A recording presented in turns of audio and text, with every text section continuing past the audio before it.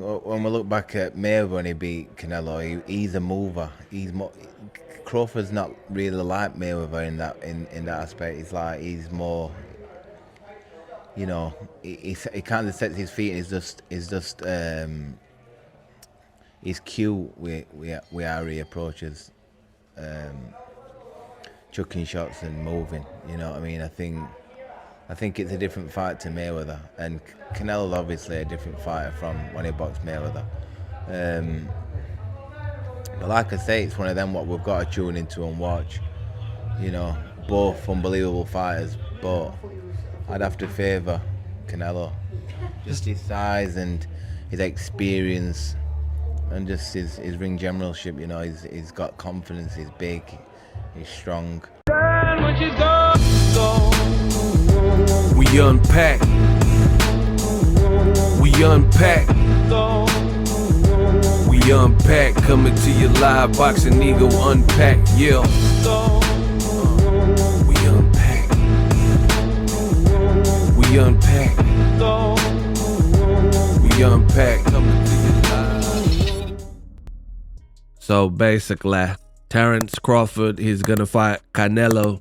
And I remember my fight when I fought with Triple G. And realistically, I felt the weight. I felt it. It's a big jump up in weight, really, isn't it? So basically, I took my fight because I was going to make a lot of peace. You get me? Kell Brook delivers the bad news to Terence Bud Crawford. He says he gotta I gotta do it, man. He said he gotta favor Canelo Alvarez. Payday, you want to payday? I know that. He gotta favor Canelo Alvarez. And he pretty much warns Crawford as a person who has been there, done that. He's moved up in multiple weight categories, and basically, I'm gonna let you know everything Kell Brook said in his video. It is. So a brand new interview popped up with Kell Brook. So basically, realistically, right?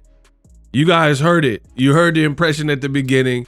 The boy Kell Brook was being asked about the potential fight between Canelo and Crawford. And as a person who's moved up in weight, I think his opinion, it holds some weight because, again, he's been there, he's done that. So he did this brand new interview with PBF, right? And in this PBF interview, Kell Brook, you guys heard it. He says when he moved up in weight to fight Gennady Golovkin, he felt it. Like, he noticed, he immediately, he knew he was in a higher weight class. So that's not a good sign, for Crawford. He doesn't actually say anything that hates on Crawford. He says he's number one. He says he's really, really great. He's good, But he says he has to lean with Canelo because he's big, strong, and he's more put and situated at the weight. And he says when he moved up to fight Golovkin, he said fighting guys like Golovkin or the Canelos of the world, it's a different kettle of fish. It's different. You'll notice it. So he's saying from firsthand experience when he boxed with Golovkin. Now, I know Golovkin and Canelo are two different fighters, but moving up in weight nonetheless is a big task, especially when you do it like people are doing it now, where we're not talking about one weight class. When you cleared out your previous weight class, we're talking about moving up 14 pounds, 10 plus pounds. Like that could be a lot. It's a wow. It's a wow fight. You know what I mean? It's two supreme athletes fighting against each other. But you've got to sway towards Canelo. Crawford's gonna have to move up, and I knew when I boxed Golovkin, there's a big difference, especially with someone that fighting a middleweight, a mediocre world champion's okay, but when you're fighting someone like Canelo or Golovkin, it's a different kettle of fish. I have to lean towards Canelo, but Crawford's very, very, very good. You think Crawford's still got the legs? Obviously, he's very much got great IQ in the ring, but he's very much a good mover as well. Do you feel like he's still got the legs to be maybe outmoving Canelo if he needs to? Well, I don't know. I think when we look back at Mayweather when he beat Canelo, he's a mover. Crawford's not really like Mayweather in that aspect. He's more. He kind of sets his feet and he's cute with how he approaches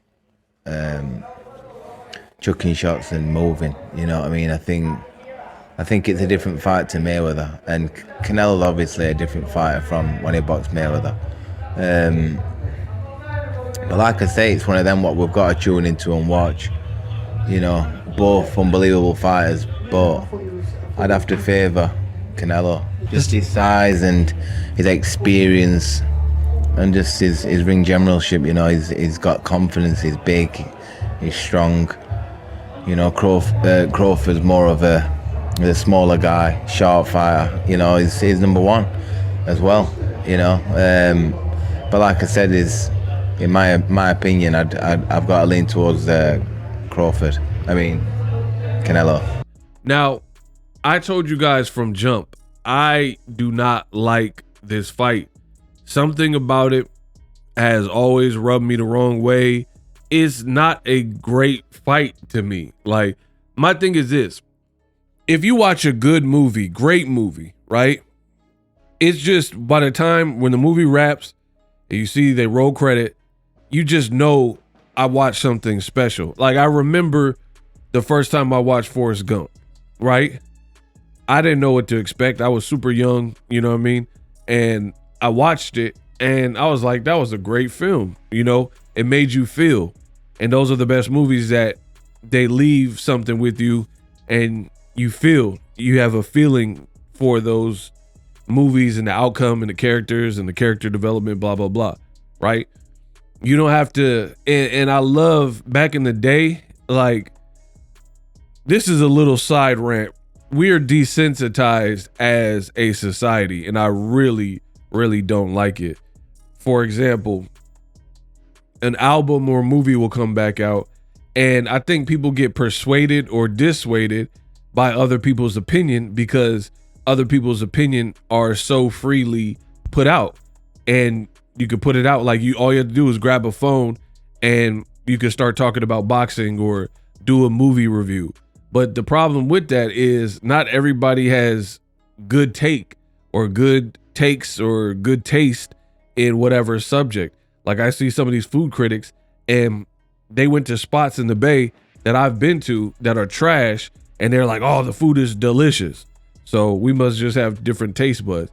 And that's the problem with the accessibility of the internet and everybody having an opinion is you have to filter through it to get to the good opinions. Like, really, you see that run rampant in boxing. You see people have all these weird narratives, and it's like, huh? Where'd you get that from? Right? And impressionable fans that don't know any better, they'll run along with these narratives, and to them, it makes sense.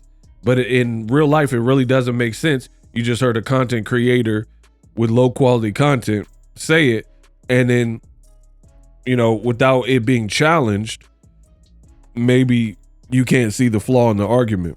So when it comes to Kell Brook is qualified. He's a fighter, and he's done a rapid weight jump move, and he faced Terence Crawford. So definitely he's qualified to speak on boxing things, whether you like what he says or you disagree or whatever. It is what it is. But I told you from the jump, I don't like this fight. And again, take my word for it. Don't take it. It is what it is. It's the internet. But I don't like the fight. Never liked the fight. Call me old school. I just believe weight classes exist for a reason. And to be honest, the weight jumping is what I really don't like, because I think boxing has gotten to a space where it is a business, and so much so that you'll have networks or the people in suits willing to pay money for non-traditional matches, we'll say influencer matches with like former actors or, just novelty things. And they're like, hey, we can make money, so we don't care. We don't care about like the integrity of it. We don't care if the hardcore boxing fans who support everything are going to like it. It's an opportunity to make money. So that's what Canelo and Crawford is to me. It is really, really, truly the ultimate in terms of cash grabs, right? There's no real backstory here. Like, just really, really analyze boxing. And I know I'm going to have some people, they're like, oh, ego. They're going to try to challenge me, but they don't know boxing like boxing ego know boxing, right? So what do I mean? Floyd Mayweather fought Zab Judah. There's history there. They both were on the same Olympic team, right? You had Shane Mosley fought Vernon Forrest, rest in peace. There's history from the amateurs there, right? You have Oscar de la Hoya and Mayorga, Oscar de la Hoya, Fernando Vargas. They have backstories there. You have Mayweather and Pacquiao. That was like a 6-year story that was brewing and marinating and building, right? So boxing to me is at its best when there's kind of a storyline there to go with the fight, right? Canelo and Crawford, they're two named people, but there's really no backstory. His whole career, Crawford was doing his own thing in lighter divisions, and Canelo was doing his own things in higher divisions, and it looked like they would never face each other, and they really aren't in the same division, aren't doing the same things. So it just feels like a force, a reach. You are forcing this fight to happen because Turkey has money and he likes Crawford or whatever, and money talks. So to me, I don't like fights like that because it's just the weight disparity doesn't make sense to me, and I'm not a fan. But you could say whatever you want about me, just don't call me inconsistent, because the same thing that I'm saying now is what I've been saying. The videos are still up. I have a video, 7 reasons why Amir Khan should not fight Canelo, right? I complained when Kell Brook was fighting Triple G. So I am oh so consistent when it comes to my takes. I didn't like Kell Brook moving up for Triple G. I thought that was stupid. At the time, see, you could get away with certain things when people don't know the history. I was there. I lived it. I was popular. I had a channel. So you can't rewrite history on a person like me, right? And the reality is Kell Brook wasn't fighting any big names after the Sean Porter fight. So people were complaining because he was fighting Jojo Dan and Kevin Bezier, like UK scruff fights that no one wanted, right? So people got mad and they're like, man, Kell Brook, you're a champion, IBF champion. Errol Spence is calling you out, and he been calling you out, and you're fronting on him saying he the new Jeff Lacey and all that, even though he would later beat you down and stop you, but that's a sidebar, right? And people were growing tired of Kell Brook, the champion, not fighting proper names, because at the time you had the Keith Thurmans, Pacquiao, Danny Garcia, and whoever else was out that was relevant, Sean Porter rematch, whoever, and Kell Brook wasn't fighting none of them type of fights. So people were growing tired saying he needed to step it up. So him and Eddie Hearn concocted a plan to step it up, but by stepping it up, going into uncharted territory in the middleweight division to fight Golovkin. Hell no, guys, and Max, guys, right? Made no sense.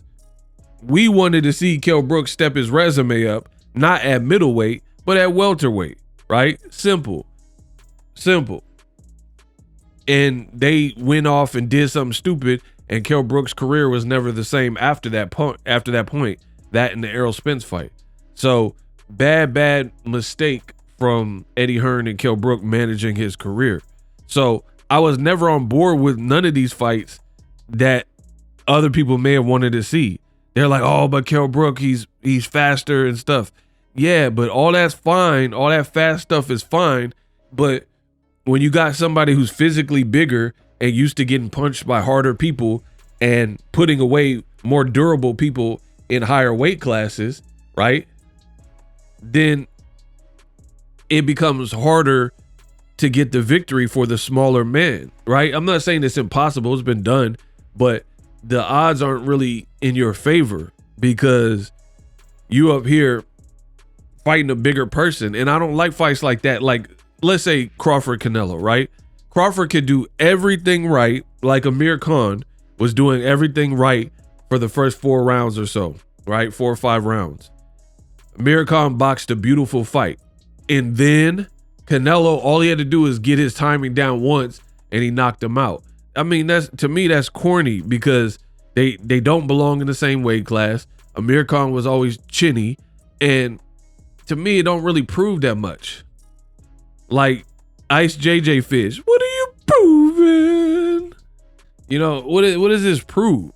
That's how I feel about fights like this. Is like, what does it prove? Now, I do accept the business side of things, and sometimes you'll get all the way novelty fight. That's what I would prefer. Like, if it's not gonna be boxing at its purest, like David Benavidez, David Morrell, Canelo Benavidez, where it's like 2 credible boxers, Errol and Terence Crawford fights like that, then just go all the way novelty, like Mayweather versus Conor McGregor, Canelo versus Jake Paul. And then I'm fine with that. But when you try to sell this as Canelo Crawford establishes the best and all that, to me, it really doesn't. Canelo has faded. He's been fading for a while. To me, I think if he fights certain people or did fight certain people that he dodged at 68, he would have been lost in belts like David Benavidez or David Morrell, maybe even Andre, right? But he just never gave those opportunities. So now Crawford just cuts everybody in line and gets a Canelo sweepstakes. So I'm not big on the fight, as you guys could tell. And then hearing this from Kell Brook is making me feel what I always felt again and again, is like, he's like, Crawford's a great fighter, but you're up against it fighting a bigger person. And this is how I felt to begin with. I say it all the time. A lot of people treat boxing like it's a video game. You know, we could put Chung Lee with Zangief and that's okay because it's Street Fighter video game, you know, but in the real world, it's much harder.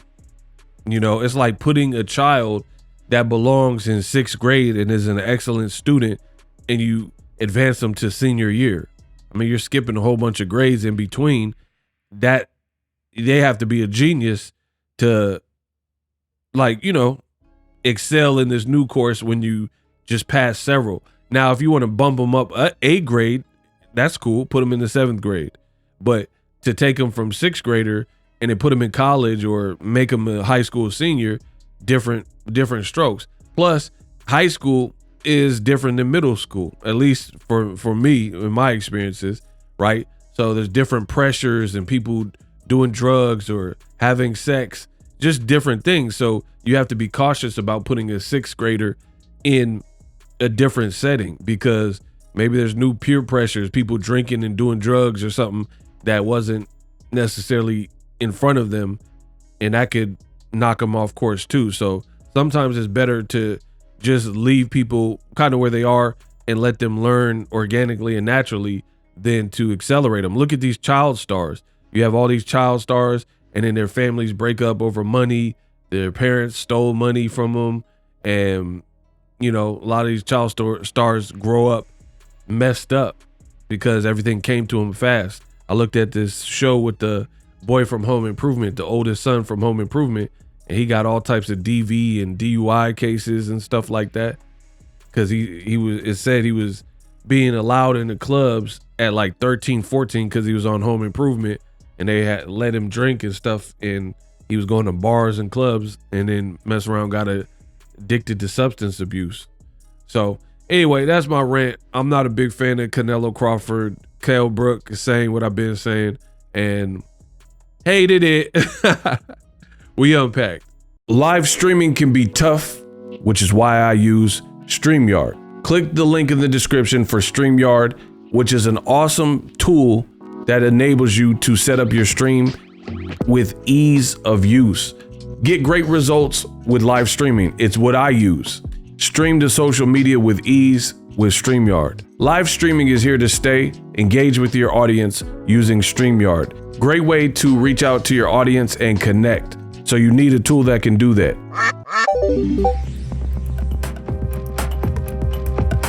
If you're new to YouTube and you're struggling to get views, one tool I can provide to you is TubeBuddy. I've been on YouTube over 10 years. I use TubeBuddy daily to crank out videos just like this one that you're watching.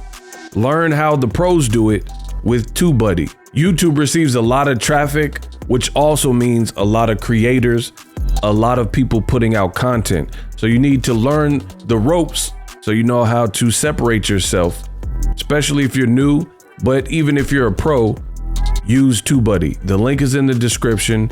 Get more views, more subscribers, and a higher click-through rate, so ultimately you can realize all of your online goals. Use my affiliate link in the description and grow your channel fast.